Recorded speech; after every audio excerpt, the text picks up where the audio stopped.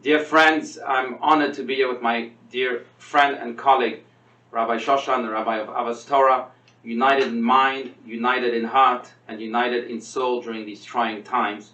And we want to share with you just one short thought on this eve of the Shabbat. Rabbi Shoshan. Everybody knows the famous verse, Hinei ma tovu manoim sheves achim gam yachad. How good and pleasant it is when brothers sit together.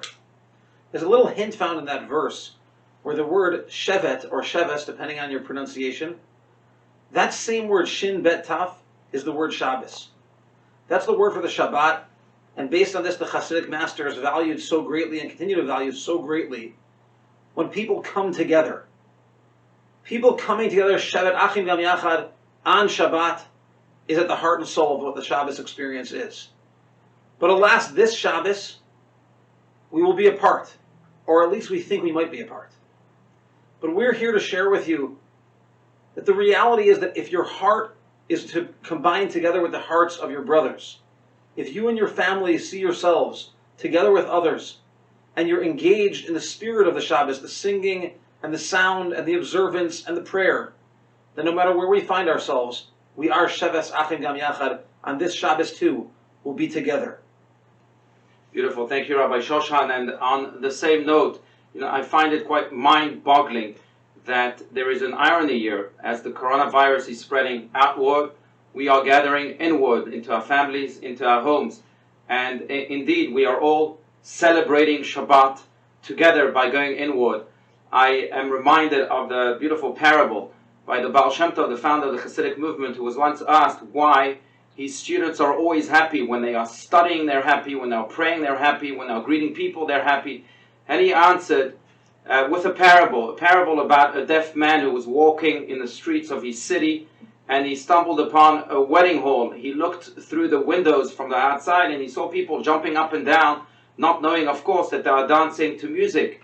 He went home and told his wife, the people of our city are crazy. They're jumping up and down for no reason. Let's get out of here.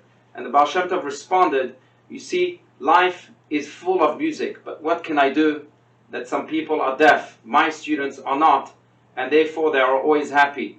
I think we live in very peculiar times, but in times also that give us this great opportunity to go inward. We are forced now to reconnect to our families, to reconnect to our values, to reconnect to our neshama, to our soul, and to listen to that music of life that is so often deafened by the races that we find ourselves in. And yes, I am truly honored and excited to be with you here, Rabbi Shoshan, to make this appeal to our communities and say to you that yes, embrace this blessing that the coronavirus is creating for all of us. Go to your home, listen to that music, to that sweetness that is found in its every iota. Observe the Shabbat like no other. This coming Shabbat, light Shabbat candles this afternoon, pray as a family, as one, reconnect to all that you truly cherish, and make the Shabbat an experience in which the soul comes alive, and in which our heritage is once again celebrated at its very best. Wherever you find yourselves, that music is playing. It's the music of your soul. It's the music of your people. It's the music of our connection to Hashem. Tomorrow, you may not hear those words, Chazak, Chazak, V'nit Chazek, that the Sefer, the book of Shemot, is ending. But hear them now. Be strengthened by the power of Shabbat. Be strengthened by the power of your family and by the power of togetherness. And hear the song of Shabbos and make it the best that it's ever been. Have a wonderful Shabbos. Shabbat Shalom from us both. Amen. Shabbat Shalom.